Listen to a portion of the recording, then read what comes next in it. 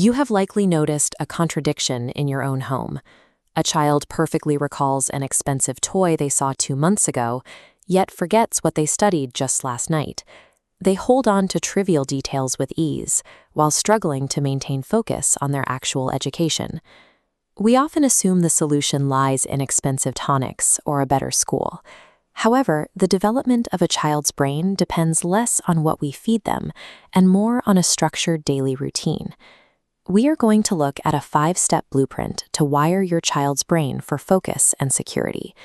Success with this routine requires one non-negotiable prerequisite: eliminating screens during mealtimes.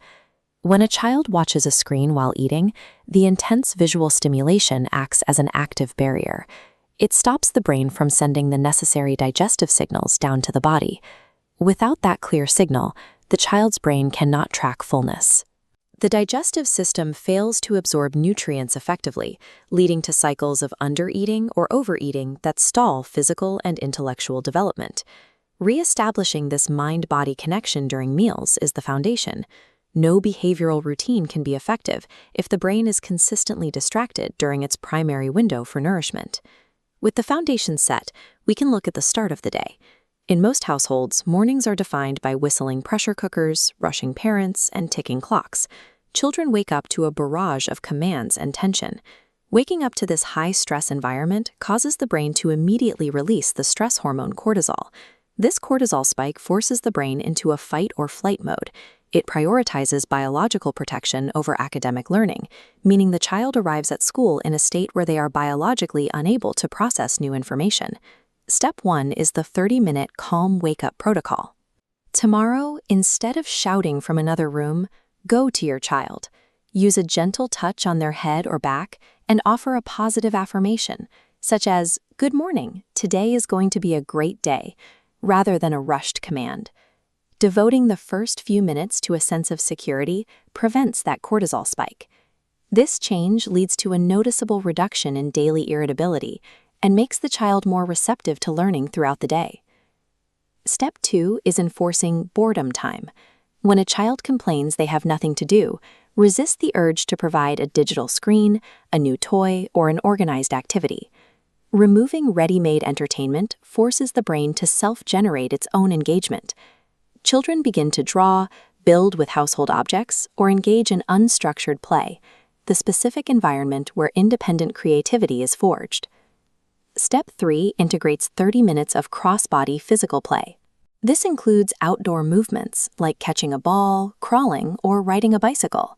The left hemisphere handles logic, math, and language, while the right hemisphere manages creativity and emotion. Opposing limb movements force these two hemispheres to communicate, strengthening the neural pathways connecting logic with emotion. Regular hemispheric communication improves the brain's baseline ability to sustain focus on a single task. Cognitive growth flourishes when parents step back, allowing the child's body and mind to tackle challenges and move independently. Step 4 involves integrating chores. Assign tasks such as clearing their own plate, shelling peas, or folding laundry. These tasks teach a cognitive skill called sequencing. Physical chores require the brain to understand a logical order of operations, determining which step must happen first to achieve a final result. Mastering this physical sequencing builds the mental framework used for academic problem-solving. It helps the child internalize the logic of first, then, and next, which is required for complex math and reading comprehension. Step 5 addresses the end of the day, the 10-minute subconscious wind-down. Avoid the common habit of interrogating your child about homework or tomorrow's schedule right before they fall asleep. Stressful, task-oriented questions right at bedtime disrupt the subconscious mind, just as it prepares to process the day's events overnight. Replace those questions with a new script. Ask, first, what was the best thing today? Second, did you help anyone? Third, what made you happiest? While a child might hesitate at first, they will soon begin to actively scan their memory to locate positive moments to share with you. By selecting the final inputs before sleep, you ensure the subconscious processes feelings of security all night. This establishes a stable emotional baseline for the following morning. You now have a system to replace chaotic habits. The blueprint is complete. Morning calm, enforced boredom, cross-body play, sequencing chores, and positive nighttime questions. Dietary supplements and tutors are secondary to a predictable daily environment. Consistency in these 5 areas provides the emotional security a brain needs to thrive. Children will eventually forget their primary school test scores.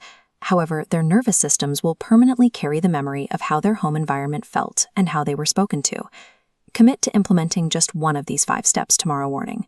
Let me know which one you are starting with in the comments, and share this video with another parent who needs this framework.